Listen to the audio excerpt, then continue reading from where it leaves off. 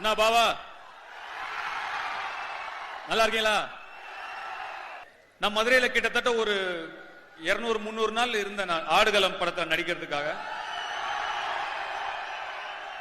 இந்த மதுரையில நான் ஓடாத தெரு கிடையாது, ஆடாத தெரு கிடையாது. திருப்பரங்குன்றத்தெல்லாம் கிட்டத்தட்ட 30 நாள் இருந்தேன். என்ன நடு ரோட்ல இறக்கி விட்டுருவாங்க கொண்டு போய். அந்த பாட்டு ஒத்த சொல்ல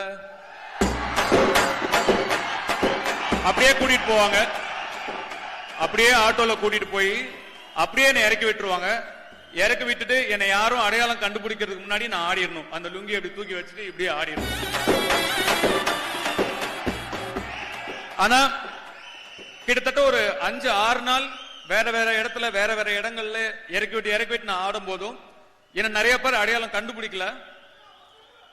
அப்ப எனக்கு அவ்வளவு சந்தோஷமா இருந்தது. இந்த ஊரோட ஆள் மாதிரி தான் நான் இருக்கேன்.